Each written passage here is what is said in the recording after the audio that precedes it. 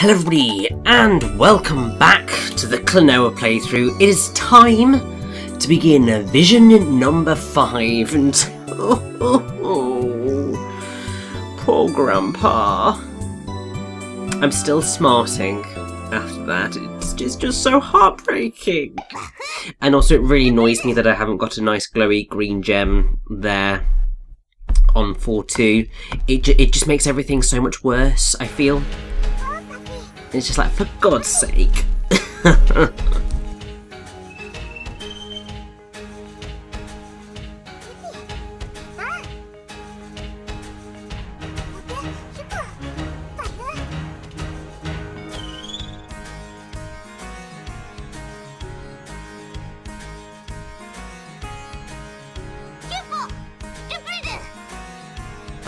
So we begin vision of 5-1, the 4 jewels, and this is quite fun because it's very different to what you would normally get, and that's because this area here is like a main hub of sorts for the level. And we'll be going through different pathways which will all lead back to this room. So it's very different and I like it. But here we have 2 new people. And I believe it's Solaire and Soleil. Because obviously all to do with the sun. It's the Temple of the Sun, it makes blooming sense, eh?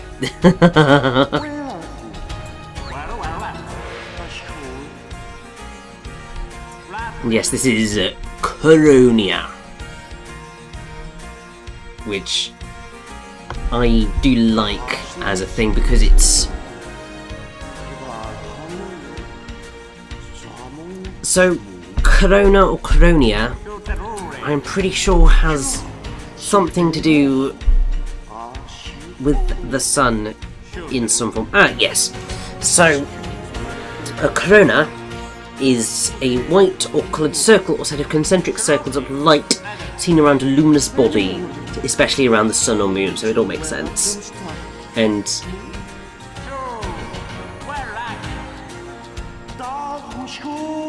I like that these guys are so talkative. I feel bad that I've just spoken over all their funny lines, but considering it's all done in Phantomillion, jokes don't quite land as well, I feel.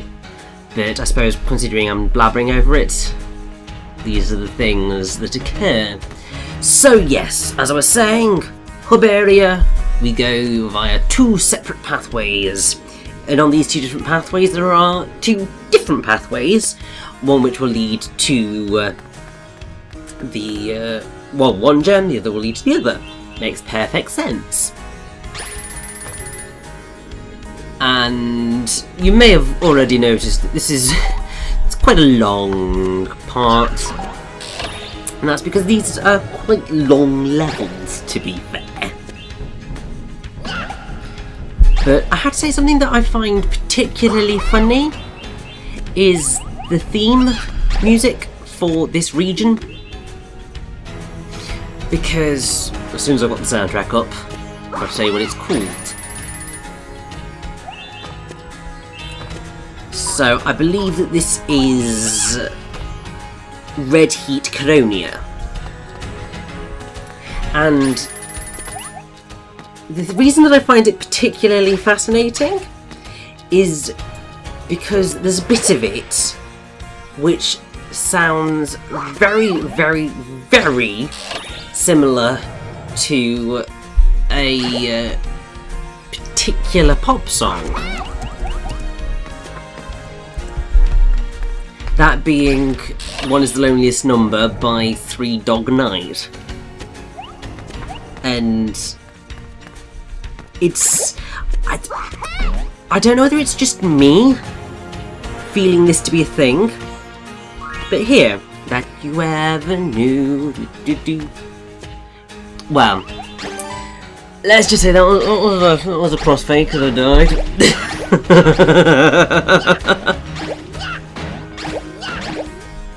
But yeah, it's just there's just this bit in the song, which, when I listen to it, that is all I can hear. And I don't know why. And I don't know whether it was intentional or not, but that's just what it sounds like to me.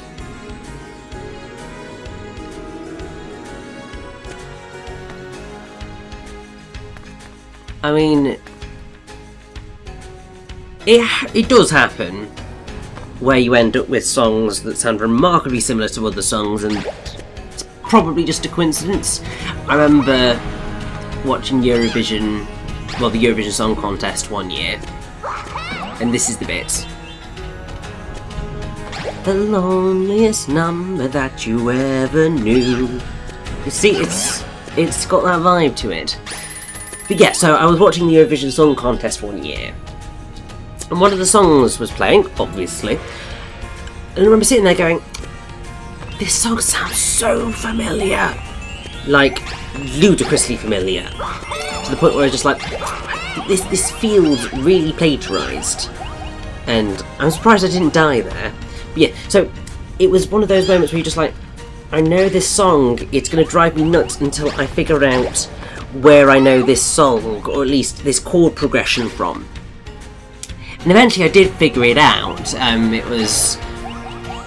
So the song that was in the Eurovision Song Contest that year sounded remarkably similar to a song by McFly, which is a British rock pop band who were very popular in the noughties and are still pretty awesome now, to be fair. But yeah, it was just one of those moments where it was just like, this song sounds so similar. And obviously, I mean, there are instances where songs have actually been played, right? There's all the times where songs have been sampled. I mean, I was listening to a Robbie Williams song the other day, which sampled Gloria Gaynor's I Will Survive. And it was just like, wait, why am I hearing I Will Survive? This is Robbie Williams. You'd sampled it. So sometimes people let you reuse music.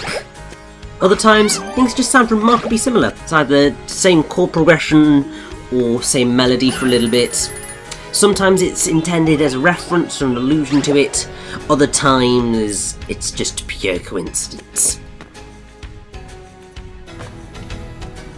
But yes, I should probably actually talk about the level design a little bit right now, because there are quite a few challenges throughout Klonoa in Vision 5. Because there are lots of lava pits. As you may have noticed, there's also lots of rolling platforms, which you've got to very, very carefully manoeuvre yourself on to make sure you don't fall off. So this can be a quite challenging duo of levels, I suppose. But it's nice that there is an increase in the challenge level as you go throughout the game, because you would expect it. You would hope for it to be a thing. But it is interesting just to see, and also this is just going to go so horrendously badly. I mean, you can just see from the way I'm jumping right now that this is just not going to end well. And this is why, because basically moving too far up triggers the spiker to move into a different pattern, for the express purpose of making it more difficult for you to climb up. So basically what you're meant to do is grab the mirror fairy, leap your way up to the top and get those gems before time runs out, and then worry about dealing with the spiker on your second route along. But yeah, it's just one of those bits where it's like, oh. And also, yeah, don't worry about that egg, we will be going back around the other route and that will allow us to pick it up, which is good.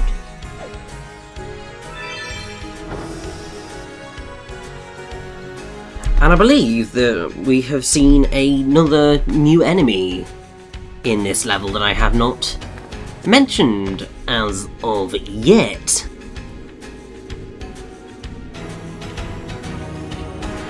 And as soon as I find its name, I will be happy, because I'm pretty sure it's got a really funky name. It's actually quite... Yeah, that's it. So it's called Algor, which I just find to be quite fun. So the Algors are the ones swinging the mace back and forth in an arc. I believe I am carrying an Algor right now. And yeah, it's great fun. Like, they're just quite funky enemies. I just love that name. I really do. Because it just feels so threatening. All of the other enemies have like slightly cutesy names. Like Clown and Moo and all that jazz. And then you've got this thing called an Algor.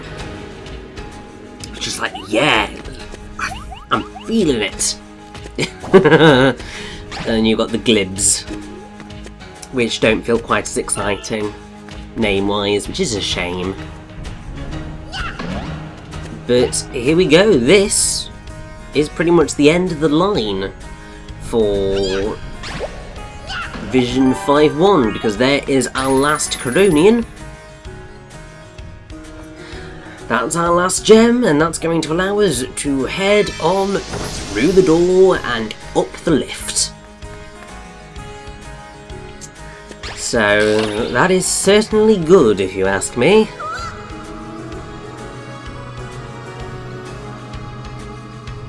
Well, miss. Through the cargo.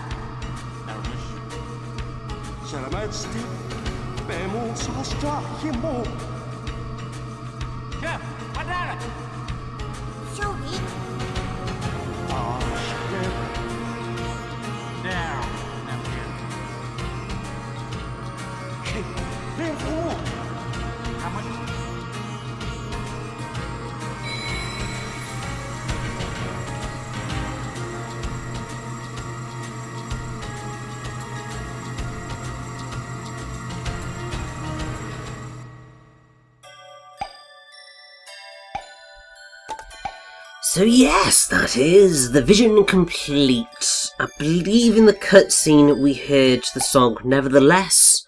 I should also point out that the end of 4-2, when Pamela turned up, we heard Fly Over the Wind, but obviously I was slightly too heartbroken to give you that bit of trivia. But yes, this little ditty, neither T, this little ditty is nearly complete. So let's head on in to 5-2.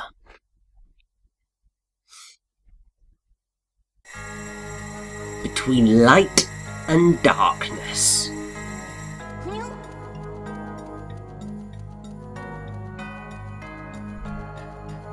And actually this might be Nevertheless. I don't know anymore.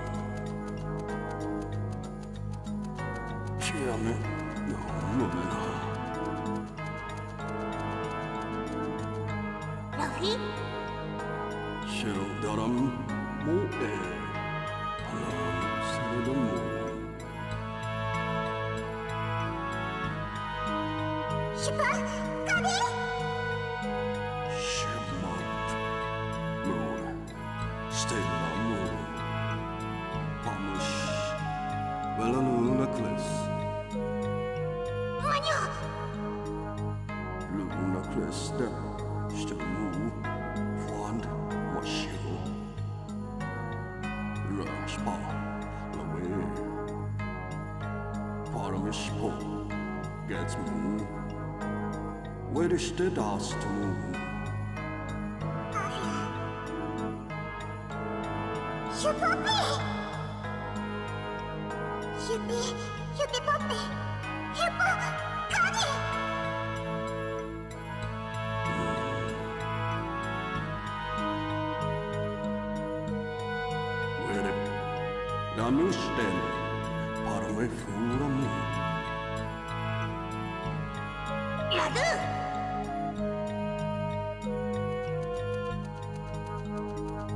Dante, Nemost, Damste Bamu.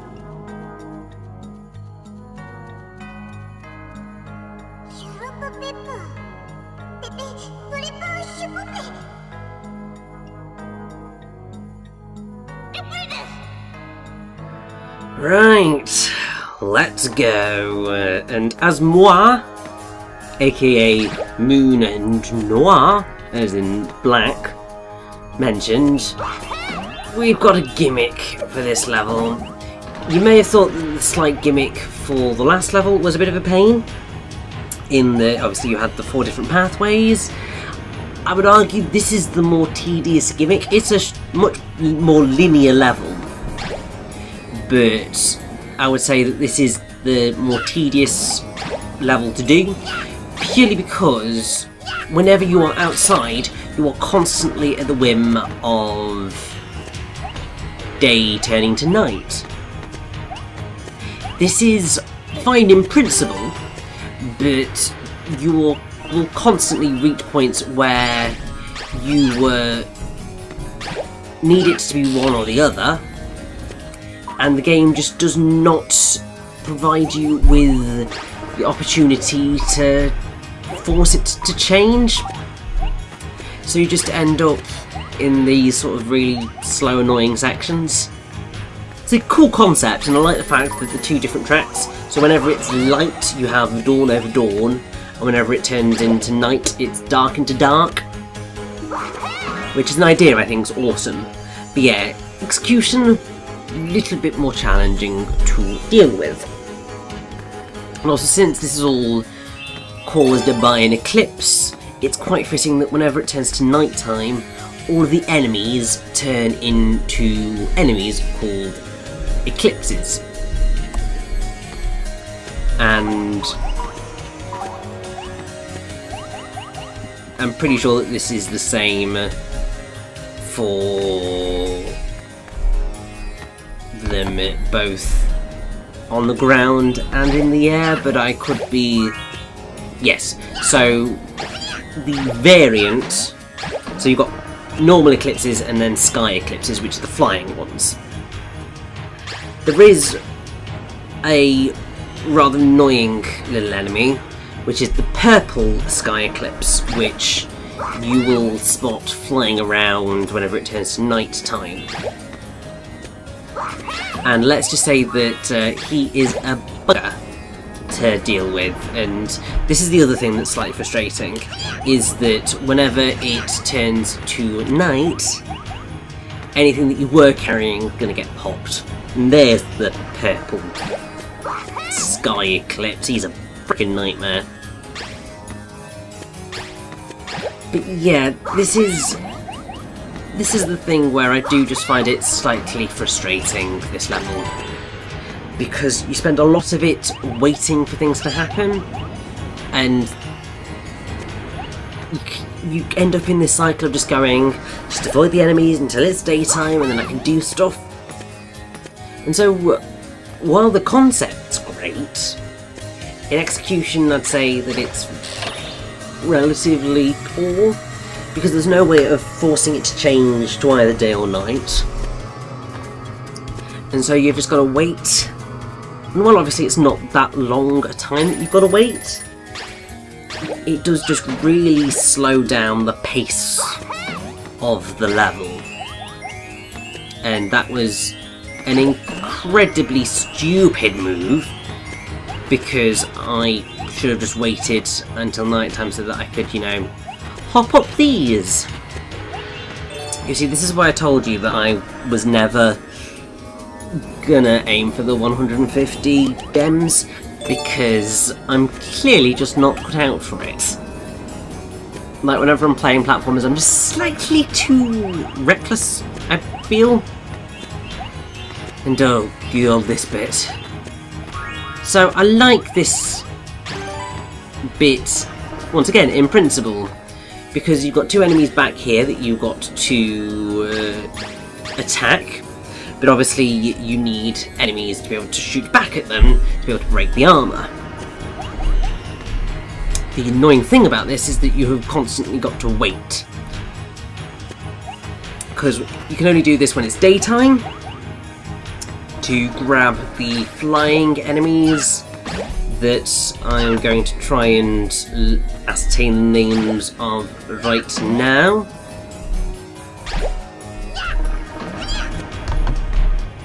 I'm really not sure what it is, but I will find it.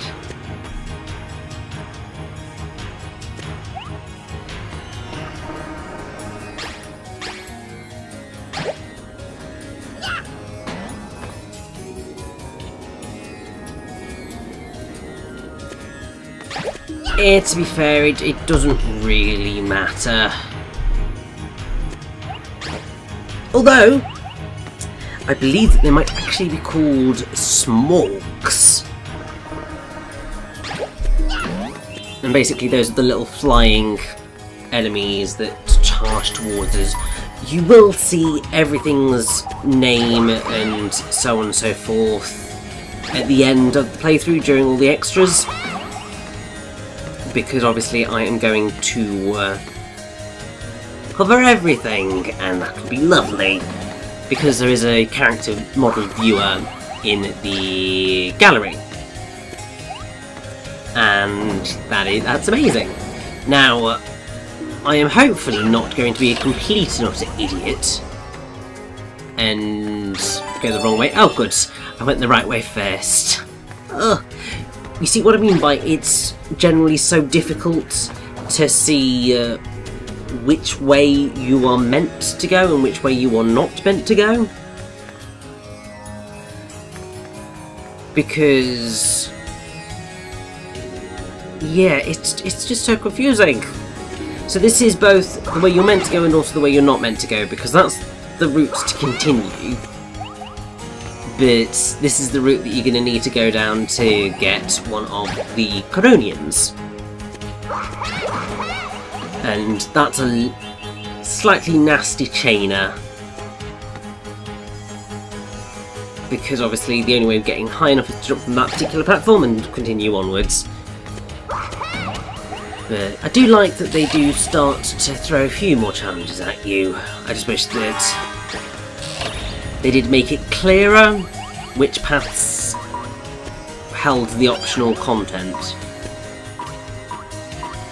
because I like to have my routes clearly signposted so that I can know to go the wrong way to be able to get all the goodies. It's a slightly ridiculous idea when you think about it, but in terms of how gaming works, it just makes so much sense. And that egg was so totally worth it. No, it wasn't. It really was not. But it's fine, because we've got all the Krononians and we are right near the end of the level.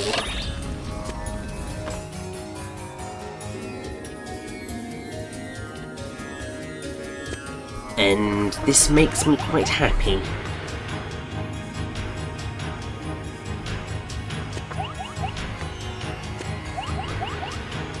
because we get to partake in a quite exciting fight.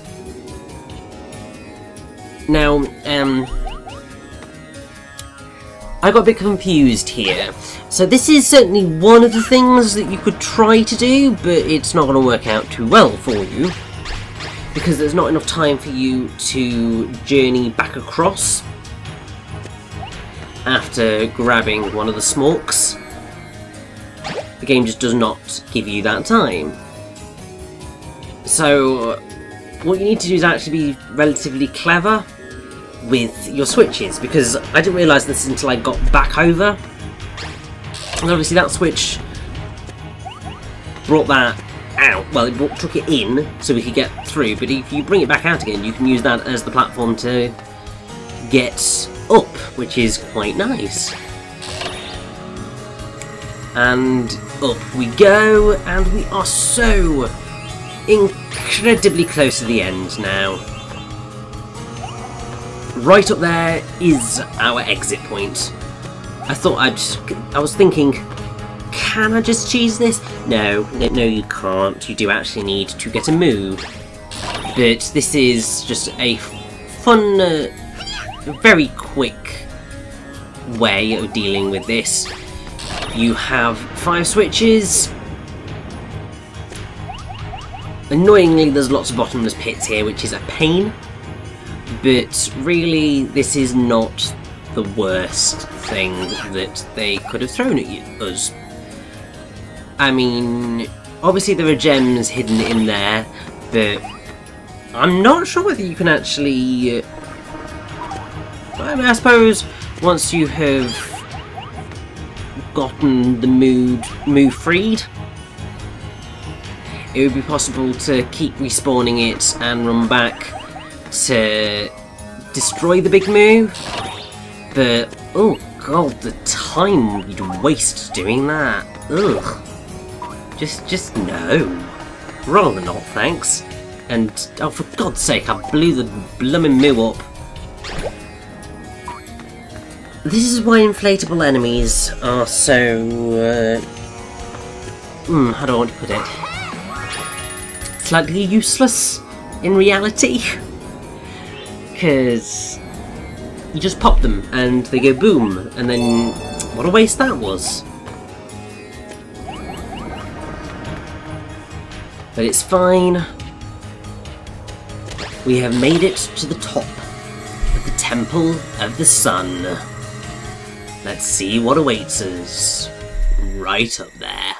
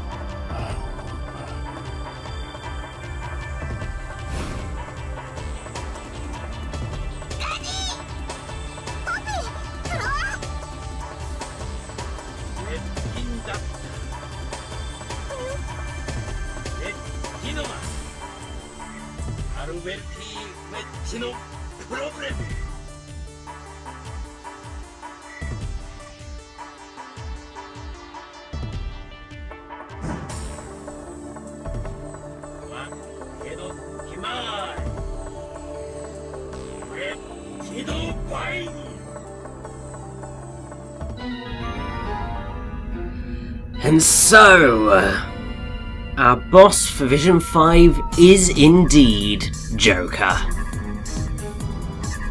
During that cutscene we had the really awesome track Out of Time, but now we have no jokes around.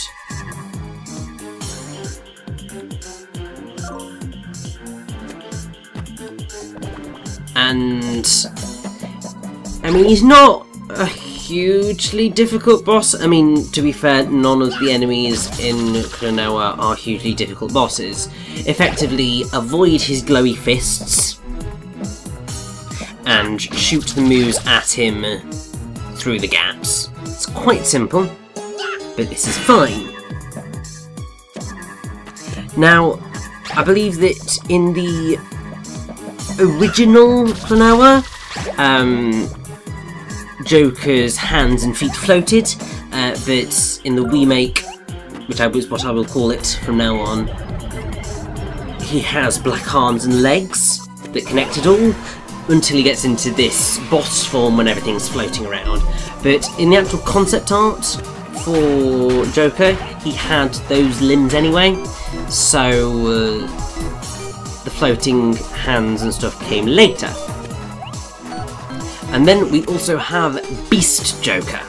And actually no, okay, so I was slightly wrong in terms of the song, because after time you had no jokes around in the cutscene, and then his boss theme is Facade, and then during this Beast Joker phase you have a song called Blade, which is basically the same as Facade, but it includes a chorus, and then as soon as the sequence is over, it goes back to normal. And I do find the Beast Joker sequence certainly a lot simpler to deal with than Cursed Liarina in Lunatea's Veil, just because it's just a case of stomping on all of the floor tiles. But yes, Joker is defeated. Take that, you little monster.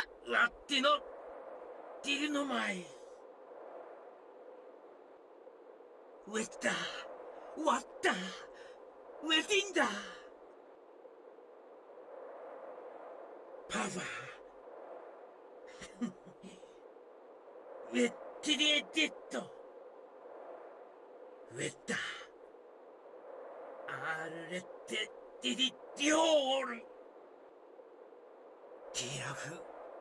Auditi. Orto. Bertia.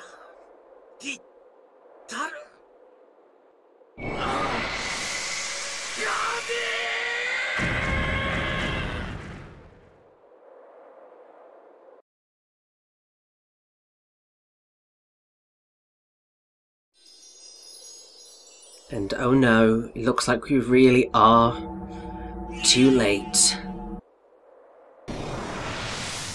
Cress, the Moon Kingdom, is coming back to the world.